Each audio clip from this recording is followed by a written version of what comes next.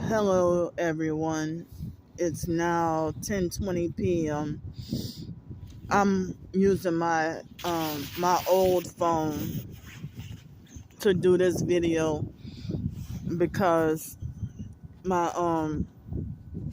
my active phone I have to save the battery for emergencies. With it being dangerous downtown. So I apologize in advance for any noise. I have really nowhere to go. And so I'm out here in the cold. Um,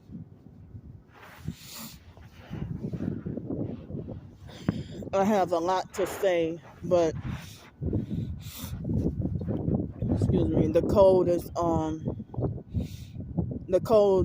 weather, the cold temperatures, like making it harder for me to concentrate, on my thoughts.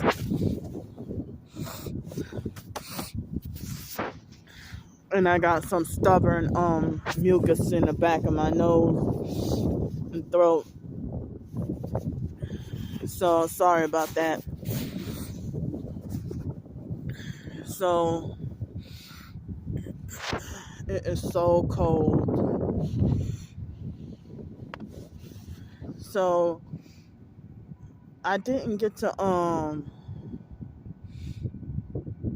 fall asleep. But I don't know. Sometime in the middle of the night, I may have dozed off and for a little while and didn't realize it. After 4 or 5 o'clock in the morning, maybe, I don't know. But definitely, after almost 9 o'clock this morning, between then and 11:30, I dozed off and fell asleep, sitting right here. And I'm surprised. Well, I did get a little bit sleepy throughout the day and was feeling that sleep deprived feeling. Um, and so I missed breakfast. I didn't have breakfast because the time I planned to eat breakfast, I had dozed off. And then I felt scared being in this spot since it's downtown, and they have people who will do stuff to you unprovoked for no reason at all. So I felt the need to have to, be extremely vigilant or sleep with one eye open. And that was even hard. But as cold as it is, it's a miracle that I got any sleep at all. Excuse me.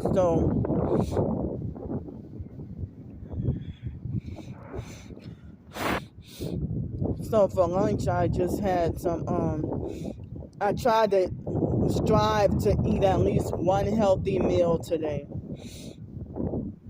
And I had some fried rice, vegetables, and bourbon chicken for lunch. But me feeling extremely depressed today because of what I've been going through lately, hold up. I admit that excuse me, because I felt excuse me, depressed about what happened last night, and also what I've been what with me feeling depressed about everything that I've been going through lately, and the family issue, and all the sabotage that's been happening to me, and then being wrongfully banned from everywhere, the job sabotage, and the harassment and attacks, and what the family did to me and everything, the way they treated me and everything, is and making me feel a certain, extremely depressed right now, you know. So, and then it's like most people sit there and watch me be abused or harassed, and they don't even step in and defend me, or they don't support me. They just sit there. They just sit back and watch. Excuse me. So me doing a video such as last night and get like over 100 views and 0 thumbs up, and then after almost 150 views, finally somebody would give me like 1 or 2 thumbs up. But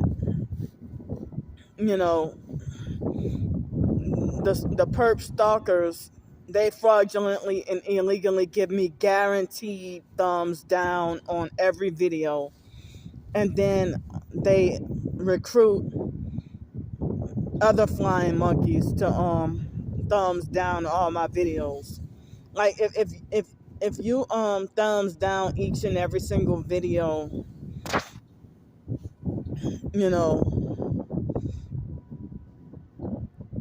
a lot of the times, the only reason why I would thumbs down, like if I don't like a video, I just stay away. But the only reason why I would thumbs down a video is if the video is a video that's speaking bad about me. But or if I had an altercation with you, and then you talk like you're righteous after you did me dirty, and you say something that seems so hypocritical, then on rare occasions, I have thumbs down people, like that. So, or people that's fake, but I don't, I'm not subscribed to them, or I'm not gonna watch over all their videos like a hawk and thumb them down, or follow everything they do. But of course, recently, after getting into an argument with somebody, say for example, fake TI perps that shun me for begging and panhandling, and then I see them turn around and beg for money hypocritically, I give that a thumbs down. But I don't even comment or harass them or attack them or whatever, But I don't try to thumbs down every single video or every single community post, or follow them on another social media. If I see cross paths with them on another, hold on, they got some perps coming. They probably talking loud. I got my earbuds in, and the guy is staring at me. I just see people walking. The guy looked like Bill Gates. So, in this, I got my earbuds in to block out whatever noise. So, if I see somebody like on another social media, like Twitter or something, I just block your account so that neither one of us have to see each other's content. But I don't hover over and try to follow everything you do, or start following and harass you and try to control you or whatever. I just, if I don't like you, or if I have an issue with you, or if you don't like me, then, I'm like, well, you ain't got to worry about me no more. I block your account so you won't have, so neither one of us have to see each other. You know, but that's mainly only if me and you had an altercation or an argument, or excuse me, say if you block me on TikTok unprovoked for no reason, and then with the fake Darnell Williams perp shutting down my accounts, you know, wrongfully, excuse me, I would if that person that blocked me on one of my older accounts, I would block you on my new account. But sometimes, I mean, they have so many people on Twitter who block me, and I before I can even know who they are, before I even know that their account existed. That's, I mean, that's a lot of the times I have a problem with that, because I don't know you, you don't know me, we never crossed paths with each other, I never did you anything. Why am I blocked? Because somebody told you, you know, somebody in the TI community slandered me to you or whatever, you know. Excuse me. So, well, when I was in the hotel those past few days, I didn't get to talk about it, but I'm gonna talk about my experience at the at that cold weather shelter. I wanted to say, well, it was just one night that well, at first I didn't know that they had that, and then I didn't know that they had that kind of shelter for the winter, you know. And I was told that they like in Pensacola, Florida, they open up the winter shelter when it's 40 degrees or lower. But in here in New Orleans metro area, it has to be 32 degrees. Excuse me. Or lower. I was on the streets in Cincinnati in freaking 28 degrees and thought I was going to roll over and die. You know, when they didn't care how cold it was in Cincinnati, Ohio last year, and I tried to get into a shelter, and those motherfuckers, they lied. They lied and said, they made me wait for a while, and then they lied and said that they didn't have any room. They acted like as if they were about to check me in, and then they lied and said that they didn't have any room.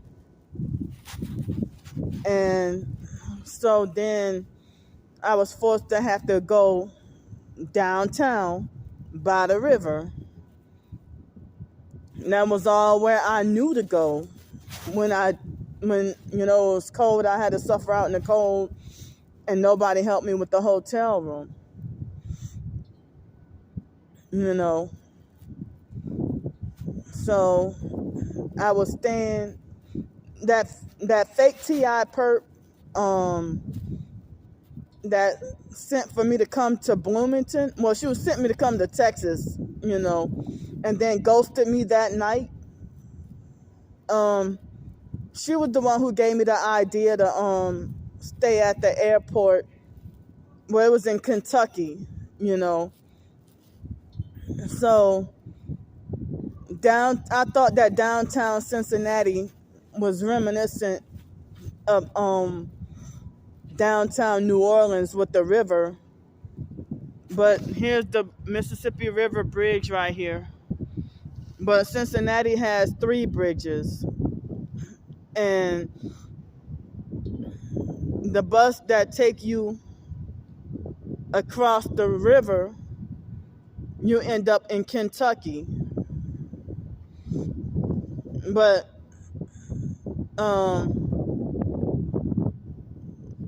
our airport is on this side of the river, not on the West Bank, but it's on this side of the river. you know, excuse me, this is the East Bank. But you cross the river, you go on the West Bank. So like Cincinnati Airport is actually in Kentucky and not Ohio. But in that airport, it's like as if the airport was on the West Bank, you know. So I had experienced some gang stalking over there, but the gang stalking at the New Orleans airport was with the few months ago the gang stalking was way worse, where I felt like I couldn't even feel safe at that airport. I felt safer at the Cincinnati airport though. So I forgot how I got on that topic, but oh yeah, like dealing with being cold and everything. So the so yeah, I had to suffer like in 28 degrees, and I thought I was gonna die. That was very traumatic for me, you know. And the last time I went to the hospital here in New Orleans, it was a Friday night. I think it was the that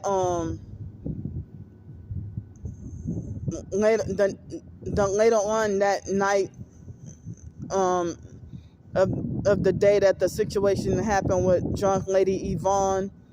If I don't remember if it was that day, and it was so cold that I forgot what medical symptoms I had, why I had to go to the emergency room. But also, it was so freaking cold, unbearable, and I was about to go crazy. I felt traumatized and felt like as if I was in an open freezer. It felt like as if I was in an open freezer, but at the same time had nowhere to escape for warmth, to get warm, you know. And then I had to use the bathroom really bad, and the perps force urinated me at the hospital, you know. And then, you know, with them saying that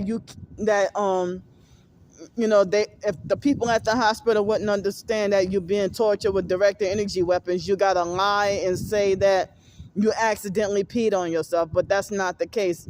The perps torture you with the weapons and make you pee on yourself. You know, that forced urination is a symptom of those weapons. And so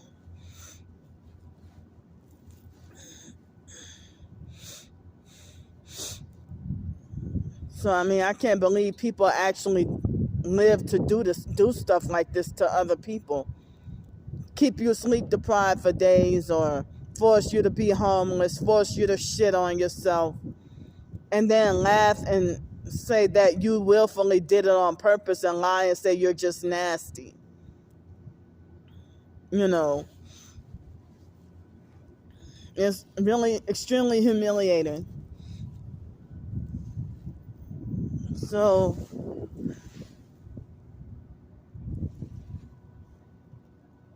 I swear, across on the other side over there looks like a homeless perp that's right across from me.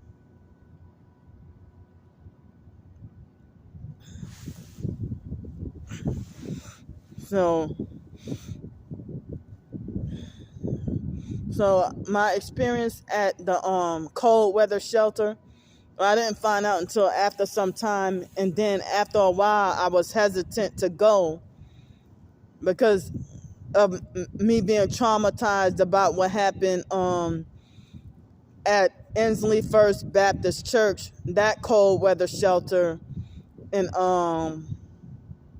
Pensacola, that abusive narcissistic lady, the day after the MLK holiday, that night, she threw me out cold on the streets. She's supposed to be Christian, but she threw me out cold on the streets on the coldest night of the coldest night of the year, and it was like 31 degrees or something. And then I had hell trying to walk to fake Walmart, and they harassed me all night telling me that I can't sleep, that I can't go to sleep and all that. Then super early in the morning I took the bus, and it felt like my legs felt like they were turning to slush, and I thought I was gonna roll over and die.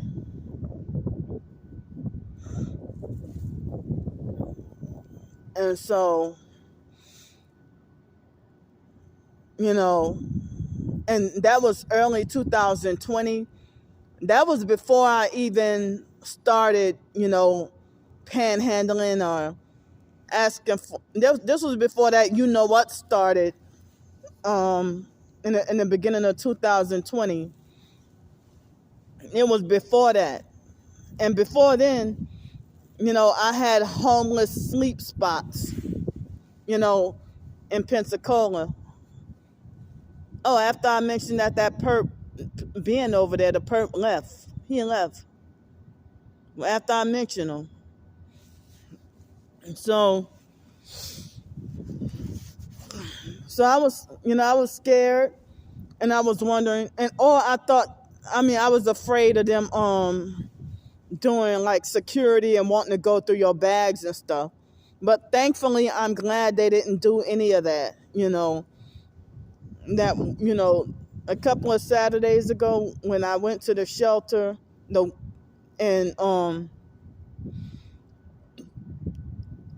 it was like I felt nervous because, well, I came there. The lady was like one of the managers or something. She was very nice and welcoming and made me feel at home. And, she gave me, like, she warmed up some leftover pizza for me, and, and then they had like MREs, water, and a few snacks. The military MREs. And then she got me a cot and some blankets and a towel, but it was at the gym, so they didn't have any place where, it was like, the children's kind of community recreation kind of gym, not the Planet Fitness or anything, But they had bathrooms, but they didn't have where you could take a shower. All you did was tell them your name and then go in that room. Excuse me. And it was nice and warm during the day, And they had I was in the room with I was the only female in the room with 5 men, though. It felt awkward and uncomfortable, but I'm glad that, the volunteers or whatever, they monitored to make sure everything was safe. But, the men, like all 5 of those men, only one of them I kind of suspected suspected that he was a perp. And, he stayed to himself and didn't really speak to anybody, but he waited till after lights out and bedtime to start making a bunch of noise with his phone, blasting loud videos on his phone or whatever. Excuse me. But the other men, I was able to have conversations with them and talk to them, and they did not act like perps at all. I was like, this is a miracle, And then later on that night, Well, the lady had promised us a nice dinner or something, but we, yeah, this one of the guys said, "Oh, she sold us a dream," meaning that she deceived and lied to us, But we had to warm up MREs and stuff and eat them, and then um, they had this. I don't know if they were a couple, but it was a man and a woman that was working there overnight, and when that shift came in, I was wondering why it was so fucking cold, no matter how many blankets or whatever I had. And I'm like, well, if this is supposed to be a warming shelter, why is it cold? And so the man that was working there had an attitude, you know, and I asked him, well, what are we supposed to eat for breakfast the next morning, And he said it with an attitude like as if we deserved to be punished. He said it with an attitude, MREs. And then he widened his eyes and had like a narcissistic gesture, and I'm like, oh yeah, MREs do have Pop Tarts. But the Pop Tarts I had to throw away because they were old and stale and they weren't even sealed properly. They were stale and they smelled bad. So yeah, that man got an attitude when I try to ask him. I try to tell him that we're freezing cold.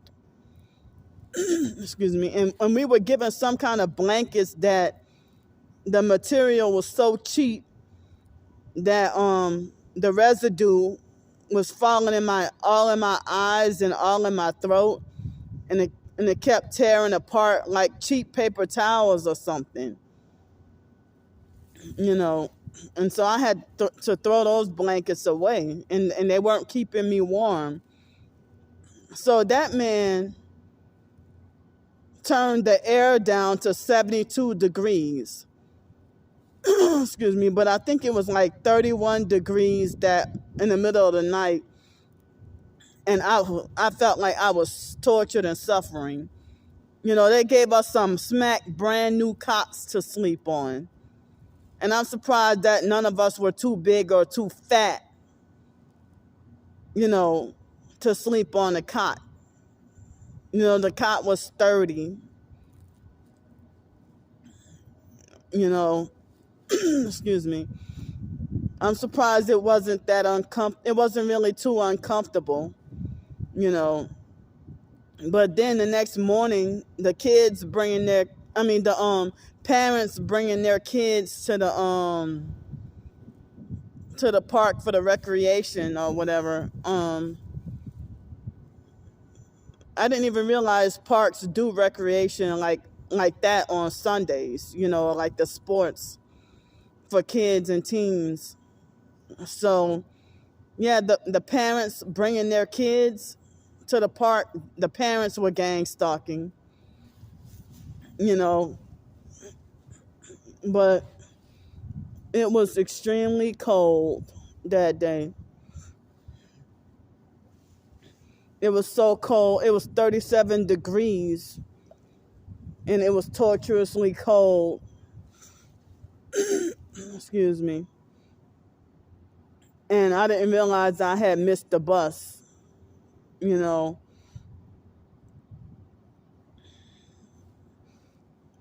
So it's so cold, I can't even concentrate.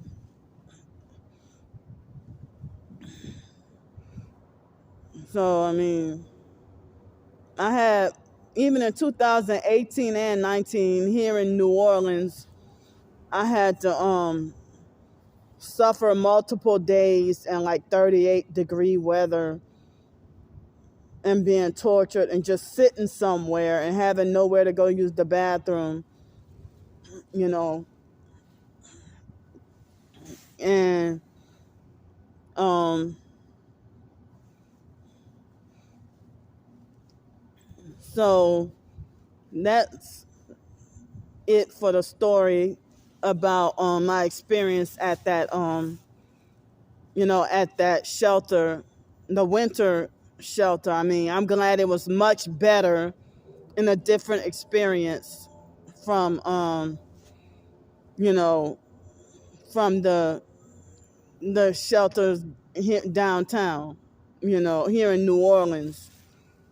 But yeah, that man, why the hell would he sadistically want us to suffer and make us suffer and be cold? You put the damn air, not the heat, but the air on 72. Why would you do that? You know, and so only a person with a narcissistic personality would do that. Either that or he was a damn perp that did that. The one who treated me like I was stupid about the MREs. So, yeah. So, I mean, I figured that, since me being a UNO alumni, I felt safe, to be on that campus. And it was April 2018.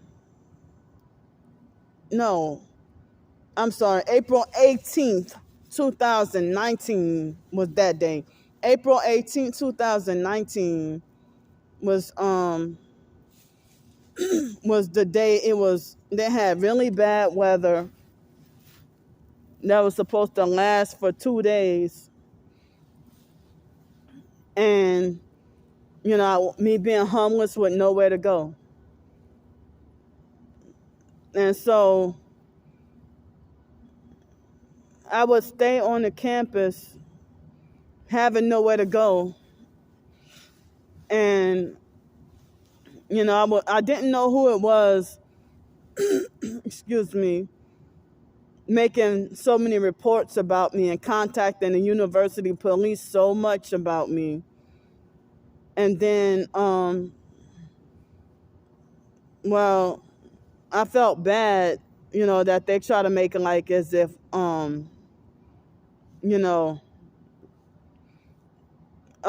felt bad that they try to falsely report that they were seeing a homeless man on the campus. And I'm like, no, I'm homeless, but I'm a woman, not a man, And they kept on saying that they saw a homeless man on the campus. And so when I would, the campus police would approach me, and, I told them my homeless situation and told them, about me trying to look for jobs and me not having any family. It was shortly before I woke up, finally, I knew some stuff about gang stalking, but I didn't know that it was part of making people homeless, But I didn't tell them about the gang stalking. It was right before I fully woke up to the truth. And then, so when I would tell them my situation and show them my alumni card, then they would back off and leave me alone. And or I would go into the library and excuse me, and try to find a safe haven there, and they would get mad at me for dozing off and falling asleep. When they had the campus police in the library, and again, I would show them my badge, my alumni card, and then they back off and leave me alone. But then they had this homeless perp named Bradley. He was homeless and dirty with a dog. And he would always wear, like, I think he used to wear like a white t-shirt. I could be wrong, but I think I remember he would wear like a white t-shirt and blue jeans. And he had a huge dog. And the campus police never questioned him, you know. And then he would lie and say that he's there auditing classes. Well, you don't have any books, you don't have any notebooks, you don't have any you know, you don't have a backpack or nothing, you know. And he got treated with all the favoritism because of everybody was attracted to his huge pit bull. Well, it looked like a pit bull that he had. It was a huge, big, fat dog. And he was dirty, and his dog was dirty. And the police, you know, they idolized and worshiped that doggone dog. Excuse me, I think I remember that the dog was brown. And they never told him anything. But he would play video games all night long on the computers, you know. So then one day, it was after I was vocal and outspoken, you know, shortly after fully waking up about my targeting, because I was partially awakened about it. But once I got my final confirmation, you know, I think, I mean, I don't even remember because Starbricker, she got my channel wrongfully taken down. That sex trafficker, one of the other ones, you know, one of the sex traffickers, you know, she got that first channel wrongfully taken down. So I don't remember if it was sometime in extremely late March, or was it April 1st or April 2nd, somewhere around there, that I started doing videos about the foster mom and narcissistic abuse. You know, somewhere around there, late March or early April. And the channel was simply called PsychWorld. Excuse me. And even in 2019, I was scrambling around for something to do as far as job opportunities, or try to get back on my feet. Or 2018 and 19, you know, I was trying what I could. I mean, the Grand Canyon job didn't work out. The zoo, like right after I was forced to, after they workplace mobbed me from the zoo job, the zoo and the aquarium is like, you know, a few steps away over there. You know, the zoo and aquarium job that I had, excuse me, shortly after they workplace mobbed me from that job, like I ended up homeless later on that month, because despite me being workplace mobbed and forced to quit, I had that job about 2.5 months,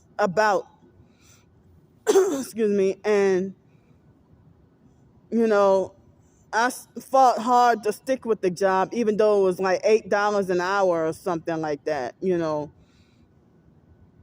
And so $8 an hour part-time. And I'm like, no wonder I wasn't even able, making a living, all these low-wage part-time jobs. So, a lot of people were saying that, they will say that you sell yourself short or settle for less when you're worth more. Like people said that me having a bachelor's degree, that I should have a job with an earned income of at least $36,000 a year. And I never got to work, Candy Grand Prix has never got to have that fortune. Never in my entire life have I ever had that fortune to have a job where I can get paid like a yearly salary. It was always, you know, an hourly wage. As I told y'all, I've been forced poor all my life. My entire life, I've been forced to be poor. And all my adulthood, forced against my will, living on, unwanted SSI and Social Security. Excuse me. Excuse me. So,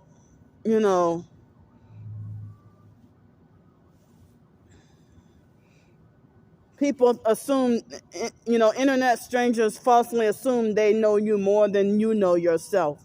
And they make all these fake assumptions about you, like they think that you know you better than yourself, excuse me. Excuse me. And they're false rumors based on what they think. Excuse me. Other people will value that over you speaking your truth and the truth. Everything you say gets dismissed. And so, excuse me. So yeah, I ended up, after the zoo job was the Grand Canyon job, they workplace mobbed me and made up lies on me,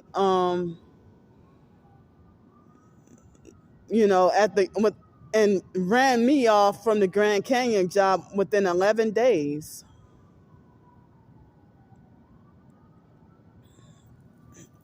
And then I was stranded in Los Angeles for like 3 weeks and could have got back sooner, but, all my stuff got stolen.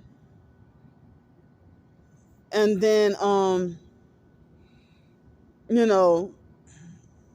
that took it. All my stuff, all my valuable possessions that I had with me got stolen.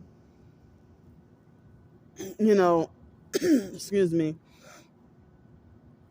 And that devastated me.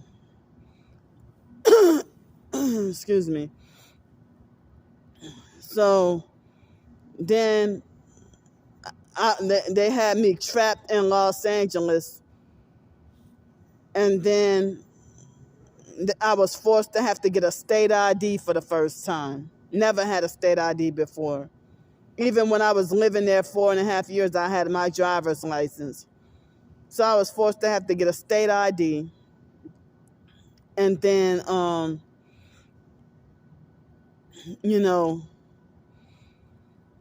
when I got back to New Orleans, I was able to get my driver's license back. After I got my only one work paycheck. Or was it? I don't remember if I had 2 paychecks, but I think it was only one work paycheck from the Grand Canyon.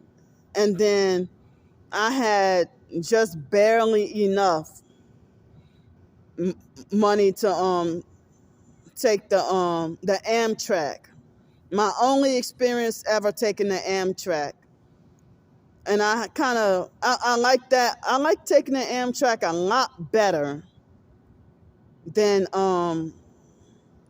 taking the damn Greyhound. That fake, crusty, dirty ass Greyhound buses. But the Amtrak,